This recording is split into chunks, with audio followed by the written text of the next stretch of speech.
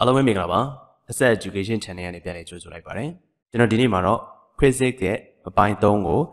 တင်ပြပေးမှာဖြစ်ပါတယ်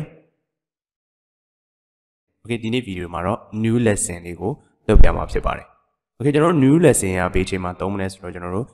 online teaching သင်နေတဲ့အချိန်မှာကျွန်တော်တို့ဒီ screen share နဲ့ပေါ့နော်ဒီသင်ခန်းစာတွေကိုပြချင်နေဆိုရင် new lesson လေးကိုသုံးပြီးတော့သင်ကြားလို့ရပါတယ်ဆိုတော့ new lesson လေးကိုကျွန်တော်တို့စပြီးတော့ဖန်တီးကြည့်ရအောင် Okay ကျွန်တော်တို့ quizizz.com ကနေပြီးတော့ပဲသွားပြီးတော့ကျွန်တော်ဒီမှာ create ကနေ new lesson ကိုစပြီးတော့သွားပါမယ် Okay ကျွန်တော်တို့ new lesson ကိုနှိပ်လိုက်ရင်အတူတူပါပဲ quiz ဖန်တီးတယ်လို့ပါပဲဒီမှာသင်ခန်းစာရဲ့ topic ပေါ့နော် name this lesson ပေါ့နော်ကျွန်တော်နာမည်ပေးမယ်ဆိုရင်ဥပမာ preposition ပေါ့နော် Okay ကျွန်တော် preposition ကိုပေးလိုက်ပြီးရင် subject က English ရွေးမယ်ပြီးရင်ကျွန်တော် next နဲ့ထပ်သွား Okay ကျွန်တော်တို့ခေါင်းစဉ်ရွေးပြီးသွားပြီ subject ရွေးပြီးသွားပြီဆိုရင်ဒီမှာသူကဒီဘိုင်းလေးရှိတယ်select a theme ပေါ့နော်ကိုယ့်ရဲ့ theme ကဘယ်လိုမျိုးထားချင်တာလဲကိုယ့်ရဲ့ပုံစံ type လေးပေါ့နော် Okay ဒီအောက်မှာ themes တွေဟာအများကြီးရှိပေါ့နော်ကိုကြိုက်တဲ့ပုံစံတွေဥပမာဟိုကျွန်တော်တို့ PowerPoint လို့ပြောမယ်ဆိုရင်တော့နောက်ကနေပြီးတော့ background ပေါ့နော်သူရဲ့ slide style ဘယ်လိုမျိုး style ထားမှလဲဆိုရင် template ကိုရွေးခိုင်းတာပါဒီမှာလည်းဒီလိုပါပဲကျွန်တော်တို့က theme လေးတွေရွေးလို့ရပါတယ်ဒီအောက်မှာ theme တွေအများကြီးပါတယ်ပေါ့နော်ကျွန်တော်ကြိုက်တဲ့ color လေးတစ်ခုရွေးလိုက်မယ်ဒီ color လေးကြိုက်တယ်ပေါ့နော်ဆိုတော့ဒီမှာ next ကိုထပ်သွားလိုက်မယ် Okay ဒါဆိုရင်ကျွန်တော် new lesson template လေးကိုဖန်တီးလိုက်ပါပြီဆိုတော့ဒီမှာ first slide ပေါ့နော်ပထမ slide တစ်ခုရှိတယ်ဒီမှာသူကဒီဘက်မှာပေါ်နေတယ် slide ဒီမှာ text တွေ media တွေဒီမှာ shape တွေဒီမှာခြေဝေတွေပါဆွဲလို့ရမယ်ပေါ့နော်ဆိုလိုတဲ့လေးတွေက PowerPoint နဲ့တူတူပါပဲ PowerPoint ပုံစံတိုင်းပဲ Okay ကျွန်တော်ဒီမှာ preposition ကိုခေါင်းစဉ်တက်မယ်ဒီမှာသူကတစ်ခါရေးပေးထားတယ်ကျွန်တော်ဒီမှာနာမည်လေးထားလိုက်မယ်ဒီမှာဒီ font တွေပါတွေကို change လို့ရတယ် font size တွေဒီမှာ18ဆိုဒီမှာ24ထားလို့ရတယ်ပေါ့နော်ပြီးရင် bold တင်ချင်တာလား color change ချင်လားရတယ်ပေါ့နော်အများကြီးပြောင်းလို့ရပါတယ် Okay ဆိုတော့ကျွန်တော် preposition ကိုလည်း color change နေဆိုရင် change လို့ရတယ်ဒီမှာ y အောင်လေးထားကြည့် Okay အဲဆိုကျွန်တော်ဒီမှာ lesson Okay ဒီမှာနောက်ထပ် slide တစ်ခုယူချင်နေဆိုရင်ကျွန်တော်ဒီအောက်မှာပါပါတယ် new slide ပေါ့နော် add new slide ကိုနှိပ်လိုက်ရပါပြီ add new slide ဆိုတဲ့နေရာမှာသူကအများကြီးရွေးလို့ရသေးတယ်ဒီမှာ blank slide ကိုလိုချင်တာလားဒါမှမဟုတ်ထိုက်တယ်သူ auto ready made လုပ်ပြီးသားဟာတွေကိုလိုချင်တာလားပေါ့နော်ဒါမှမဟုတ်ဒီမှာ full screen media ဒါမှမဟုတ် web page link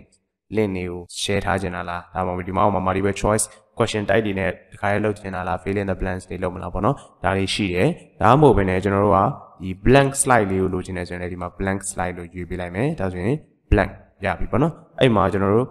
ကိုထည့်ချင်တာထည့်လို့ရတယ်အဲ့ဒီထဲမှာကျွန်တော်တို့ဘာထည့်မလဲဆိုတော့ဒီမှာ shape တွေဆွဲခြင်းဒီမှာ shape တွေဆွဲလို့ရတယ်ဒီမှာတူ auto ပေါ့နော် shape လေးတွေဆွဲလို့ရတယ်ဒါကို adjust လုပ်လို့ရတယ် Okay ကျွန်တော်တို့ဒီကတော့ PowerPoint နဲ့တူတူပါပဲ PowerPoint သုံးတာတွေပြီးရင်ကျွန်တော်တို့ Google Jambook ပေါ့နော် Google Jambook နဲ့လည်းဆင်ပါတယ်ပုံစံဆင်ပါတယ် Okay ဒီမှာကျွန်တော်တို့ shape တွေလုပ်လို့ရမယ်အများကြီးပေါ့နော်ဒီထဲမှာအများကြီးထည့်လို့ရတယ်ဒီမှာ text ရိုက်စင်တယ်ဒီ slide မှာ text ရိုက်ချင်တယ်ဆိုရင်အဲ့ဒါ heading နဲ့ text ရိုက်မှာလားဒါမှမဟုတ် body text ရိုက်မှာလားကြိုက်တဲ့ text ရိုက်လို့ရတယ်ပေါ့နော် heading နဲ့ရိုက်မယ်ဆိုရင်ကျွန်တော်ဒီမှာ what is preposition ပေါ့နော်ကျွန်တော်ဒီမှာခေါင်းစဉ်တစ်ခုရိုက်ကြည့်လိုက်မယ် Okay ဒီခေါင်းစဉ်ရိုက်ပြီးတော့ကျွန်တော်ဒီမှာဆောင်းတော့ပြောခဲ့သလို font တွေပြီးရင် color တွေ bold တင်တာတွေဒီမှာကြိုက်တယ်လို့ change လို့ရတယ်ပေါ့နော် font size change ရင်လည်းဒီမှာ change လို့ရတယ် font change ရင်လည်းဒီမှာသူပါတဲ့ဟာတွေ change လို့ရမယ်ပေါ့နော် Okay ဒီကတော့ PowerPoint နဲ့တူပါပဲဆိုတော့ဒီမှာတစ်ခုပြောစရာရှိတာကကျွန်တော်တို့ဒီဆောင်းတော့ test ရိုက်ပြပြီးသွားပြီအခုဒီမှာ media မှာက option 3ခုပေးထားတယ် image ပေးထားတယ် video ပေးထားတယ် audio ပေးထားတယ်ဒါပေမဲ့လို့ကျွန်တော်တို့ထည့်လို့ရတာက image ကိုပဲ free ထည့်လို့ရတယ်။မှာ image ထည့်ခြင်းနဲ့ဆိုတော့ဥမာဒီ Google ကနေပြီးတော့ ready ရွေးလို့ရသလိုကျွန်တော်ဒီကွန်ပျူတာထဲမှာရှိပြီးသားပုံနဲ့ထည့်ခြင်းနဲ့ရပါတော့။ Google ကနေပြီးတော့ရှာမယ်ဆိုရင်ဒီမှာ search image using Google ဆိုပြီးတော့ကျွန်တော် preposition ဆိုပြီးတော့ရိုက်ရှာကြည့်လိုက်မယ်။ Okay preposition ဆိုပြီးရိုက်ရှာကြည့်လိုက်ရင်ဒါ Google ကကြာလာတဲ့ preposition နဲ့သက်ဆိုင်တာပေါ့နော်။ကျွန်တော်ဒီမှာတစ်ခုကိုရွေးလိုက်မယ်ဆိုတော့ Okay ကျွန်တော်ဒီမှာဒီဟာလေးကိုရွေးလိုက်တယ် Okay ပြီးရင်ဒီပုံလေးကိုဒီ slide ထဲကိုထည့်ထားမယ် Okay ဒါဆိုရင်ကျွန်တော်ဒီမှာ preposition ဆိုတာဘာလဲဆိုတော့ဒီမှာ slide လေးတစ်ခုထည့်ထားလို့ရပြီပြီးရင်ဒီဟာကိုလည်းညှိလို့ရတယ်စောတော့လိုပဲ adjust လုပ်ချင်လို့ရတယ် Okay ဒါကျွန်တော်စောတော့ဆွဲပြခဲ့တဲ့ shape ပေါ့နော်မလိုရင်ပြန်ဖြတ်လိုက် Okay ဒါဆို preposition နဲ့ပတ်သက်ပြီးတော့ဒါဒီထဲမှာ adjust လုပ်လို့ရတယ်ပုံကိုကြိုက်တယ်လို့ညှိလို့ရတယ်ပေါ့နော်အဲကျွန်တော်တို့လိုသလိုဆွဲညှိလို့ရတယ် အဘိဒါဆိုရင်ကျွန်တော် proposition တစ်ခုရဆိုတော့ဒီမှာ3ခုပါတယ် media ထဲမှာ3ခုပါတယ်ဒါပေမဲ့လို့ video ကိုကျွန်တော်တို့ထည့်လို့မရဘူး add video နှိပ်လိုက်တဲ့ဆိုရင် तू ကဒီမှာ free မပေးထားဘူးဟုတ်နော်ဒါဒီပြောရရင်တော့ကျွန်တော်တို့ go super ပေါ့ तू ကဒီမှာ upgrade လုပ်ခိုင်းတယ် visit plan မှာဒါမရဘူးပေါ့နော်ကျွန်တော်ဒီ visit account မှာဒါမရဘူးသူဝယ်ပြီးတော့သုံးမယ်ဆိုရင်တော့ video တွေထည့်လို့ရမယ်ပေါ့နော် image ကိုတော့လွယ်တကူထည့်လို့ရမယ်ပေါ့နော် image ထည့်လို့ရမယ် video ထည့်လို့မရဘူးဆိုတော့နောက်ထပ် audio ထည့်လို့ရမှာလားတစ်ချက်ကြည့်အောင် add audio လည်းတူတူပဲအဲ့တော့ကျွန်တော်တို့ဒီမှာဆိုရင် option 3ခုပါတဲ့ထဲကကျွန်တော်တို့သုံးလို့ရတာဒီ free အနေနဲ့ဆိုရင် image တစ်ခုပဲ free သုံးလို့ရမယ်ဆိုတော့ image သုံးလို့ရလဲကျွန်တော်တို့မဆိုးပါဘူးဒါပြီးတော့ဒီမှာသင်ခန်းစာလုပ်ပြီးတော့သင်မယ်ဆိုရင်ဒါဆိုတော့ PowerPoint slide show လိုမျိုးပဲတူတူပဲ image လုပ်ပြီးတော့ထည့်ထားလို့ရတယ်ပြီးရင်ကျွန်တော်ဆောင်းပြောတဲ့ shape တွေဆွဲလို့ရတာရှိမယ်ဒီအောက်မှာ shape တွေရှိရပေါ့နော်ပြီးရင်ဒီမှာ table တွေဆွဲလို့ရโอเคကျွန်တော်ဒီနောက်ထပ် new slide တစ်ခုဒီမှာကျွန်တော်လုပ်ထားတာ slide က1 2နှစ်ခုရှိပြီပေါ့နော်နောက်ထပ် slide 3ကိုတွားကြည့်ပါ new slide ခေါ်လိုက်တယ်ပြီးရင် blank ပဲကျွန်တော်ရွေးလိုက်မယ်ပေါ့နော်โอเค blank ရွေးလိုက်ပြီးရင်ကျွန်တော်ဒီမှာ table ဆွဲကြည့်မယ် number or row ရှိတယ်ပြီး number or column ရှိရပေါ့နော်ဒီမှာကျွန်တော်လုပ်ကြည့်လိုက်မယ်5ပဲပေါ့နော်နောက်ခုတော့5 5ထားပြီးတော့ဒီမှာကိုက9ခု9ခုစီတီးပဲဆိုတာ preview အနေနဲ့သူဒီအောက်မှာပေါ်လာတယ်9ခု9ခုဆိုရင်ဒီပုံစံလေးပေါ်မယ်ပေါ့နော်အဲ့တော့ကျွန်တော်ကအောက်က3လုပ်လိုက်မယ်โอเคဒီပုံစံလေးပေါ်မယ်ကိုရဲ့ table ကိုကြိုက်သွားပြီဆိုရင်ဒီမှာ insert ကိုနှိပ်လိုက်ရင်ဒါ table လေးတစ်ခုရလိုက်ပေါ့နော်ဒီထဲမှာစာရေးခြင်းနဲ့ဒီမှာ font တွေရွေးကျွန်တော်တို့ပုံမှန် PowerPoint မှာလုပ်တယ်လို့မျိုးပဲဒီကလည်းအတူတူပဲ slide ကတူတူပဲပေါ့နော်ဆိုတော့ဒီမှာကျွန်တော်တို့ slide 3ခုရထားပြီဒီမှာ slide 1 slide 2ဒီမှာ slide 3ပေါ့နော်ပြီးတော့ဒီမှာလည်းဘေးမှာပါတဲ့ text ထည့်လို့ရမယ်ပြီးရင် media တွေက image free ထည့်လို့ရမယ်ပြီးရင် shape ဆွဲလို့ရမယ်ပြီးရင် table ရေးလို့ရမယ်ပေါ့နော် okay ကျွန်တော်ဒီမှာ slide 3ခုရသွားပြီနောက်တဲ့ new slide အနေနဲ့ကျွန်တော်မေးခွန်းတစ်ခုမေးလိုက်မယ်ပေါ့နော်ကလေးတွေကိုopen ended question နဲ့မေးကြည့်လိုက်မယ် open ended question နဲ့မေးပြီးတော့ကျွန်တော်က preposition ကိုပဲကျွန်တော်မေးလိုက်မယ် how many preposition ဘာနော်ဒါဒီမျိုးမေးခွန်းမေးပြီးဒီမှာကျောင်းသားဖြေဖို့အတွက် answer ပေါ့နော် okay သူ့ရဲ့ဖြေဆိုခြင်းဘယ်နှမိနစ်ပေးမလဲဒီမှာကျွန်တော်တို့ second 30ပေးလိုက်မယ် okay ဒါဆိုရင်ကျွန်တော်တို့ဒီဘက်မှာ slide 1 2 3 4 ၄ခုရပြီပေါ့နော်ဒါဒီ PowerPoint slide တွေလိုမျိုးပဲ slide ၄ခုရသွားပါပြီဒါ new lesson ကနေပြီးတော့ကျွန်တော်တို့ slide တွေပြင်တဲ့ပုံစံပဲဖြစ်ပါတယ်ဒီ Quizizz ကိုသုံးပြီးတော့ပေါ့နော်ဒီ slide တွေသုံးလို့ရမယ် okay ပြီးရင်ကျွန်တော်တို့ဒီနောက်မှာ new slide တွေကြိုက်တဲ့လောက်လုပ်လို့ရတယ်ဒီဘက်မှာရှိထားတဲ့ import ကိုကျွန်တော်တို့ကြည့်အောင်ကျွန်တော်တို့ import ဒီကျွန်တော်တို့ပုံမှန် set ထဲမှာရှိပြီးသား PDF file တွေဒါမှမဟုတ်ရင်Google Drive ကနေပြီးတော့ PDF file တွေကိုကျွန်တော်ဒီထဲမှာထည့်မလားပေါ့နော်ထည့်မယ်ဆိုရင်ကျွန်တော်တို့ PDF file တစ် file ကိုဥပမာကျွန်တော် PDF file တစ် file ရွေးလိုက်မယ်ပေါ့နော် Okay PDF file တစ် file ရွေးပြီး open လုပ်လိုက်မယ်ကျွန်တော်တို့ဒီမှာ Okay PDF file တွေကိုသူက loading ဖတ်နေဘေးပိုင်းလေးကိုထည့်မှာတော့အကုန်လုံးကိုထည့်ချင်တာလားဒါမှမဟုတ် PDF file ဘေးပိုင်းကိုထည့်မှာလဲ PDF file တွေမှာပါတယ်ကျွန်တော်ဒီမှာတစ်ခုလေးထည့်ပြလိုက်မယ်ပေါ့နော်နှစ်ခုထည့်လိုက်ဆိုတော့ဒီမှာ import ကိုနှိပ်ကြည့်လိုက်ပါမယ် Okay အဲ့ဆိုရင်ကျွန်တော်ဒီအောက်မှာနောက်ထပ်နှစ်ခုထပ်တိုးလိုက်ဒါဆိုတော့ကျွန်တော် PDF file တွေကဒီသင်ခန်းစာလေးပေါ့နော်သင်ခန်းစာနှစ်ခုထပ်တိုးလာခဲ့တယ်အဲ့မှာ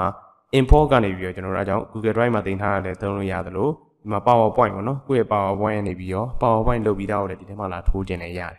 ဒီမှာ PDF file ကို upload လုပ်ခြင်းလည်းရတယ်အများကြီးပေါ့နော်ပြီးတော့ဒီမှာလည်းပဲအသုံးဝင်ပါတယ်ဒီ new lesson လေးကိုသုံးပြီးတော့လည်းဒီ PowerPoint slide show တွေရောပြီးရင် PDF file တွေကိုဒီထဲမှာတစ်ခါတည်းထည့်ပြခြင်းနဲ့ဆိုရင်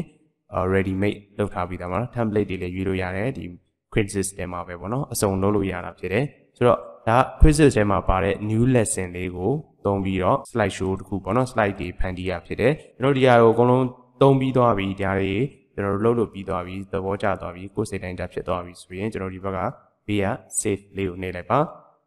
ဒါကတော့share video နှစ်ခုလိုပဲအတူတူပဲကျွန်တော်တို့ဒီမှာခေါင်းစဉ်တက်မယ်ပေါ့နော်ခေါင်းစဉ် image ထည့်ခြင်းနဲ့ထည့်လို့ရတယ်မထည့်ခြင်းဆိုရင်ကိုယ့်ရဲ့ကလေးရဲ့ level ကိုရွေးမယ် second grade ပေါ့နော်ပြီးရင်ကျွန်တော် save နှိပ်လိုက်ပါ okay ကျွန်တော်ဒီမှာ slide 6ခုပေါ့နော်ဒီမှာ6 slide 6ခုလုပ်လို့ပြီးသွားပြီ okay ဒီ slide 6ခုကိုစောင့်တော့လိုမျိုးကျွန်တော်တို့ slide လုပ်ရင်းနဲ့တခါတည်း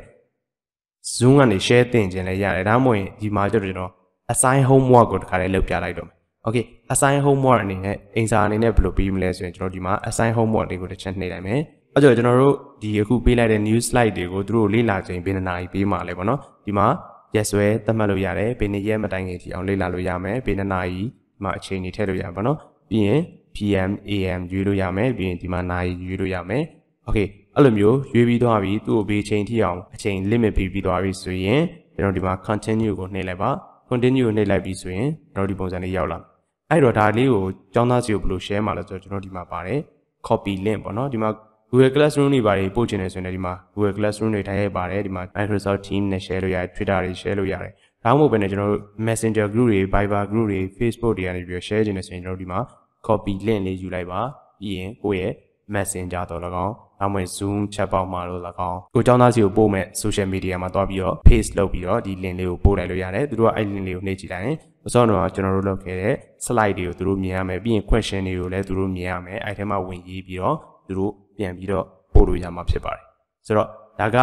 Quizizz ကိုသုံးပြီးတော့ new lesson ဖန်တီးတဲ့သင်ခန်းစာလေးဖြစ်တယ် new lesson ကိုကျွန်တော်တို့ဒီမှာ assign homework အနေနဲ့မပို့ချင်ဘူးဆိုရင်လည်းကျွန်တော်တို့ဒီသင်ခန်းစာကိုစောတော့လိုမျိုးပဲ slide show အနေနဲ့ပဲထိုးပြီးတော့သင်လို့ရပါတယ်ဆိုတော့ဒီမှာကတော့ဒီ new lesson လေးနဲ့ပတ်သက်ပြီးတော့ကျွန်တော်ဒီနေ့ဗီဒီယိုလေးမှာမျှဝေပေးလိုက်တာဖြစ်ပါတယ် Quizizz နဲ့ပတ်သက်ပြီးတော့မေးစရာရှိရင်ကျွန်တော်ဒီ comment box မှာမေးလို့ရပါတယ်အကယ်၍နားမလည်တာရှိရင်ကျွန်တော်ပြန်ပြီးတော့အောက်ကနေပြန်ဖြည့်ပေးပါမယ်အားလုံးကိုကြည့်ရှုပေးတဲ့အတွက်ကျေးဇူးတင်ပါတယ်နောက်ထပ်လည်းဆရာဆရာမတွေအတွက်သို့မဟုတ်ကျောင်းသားကျောင်းသူတွေအတွက်သုံးဝင်တဲ့ website တွေအခြားစိတ်ဝင်စားစရာအသုံးဝင်ကြိုးရှိမဲ့အရာတွေကိုမျှဝေပေးသွားမှာဖြစ်လို့ကျွန်တော်တို့ရဲ့ channel လေးကို subscribe လုပ်ခဲ့ဖို့လည်းတောင်းဆိုပါရစေ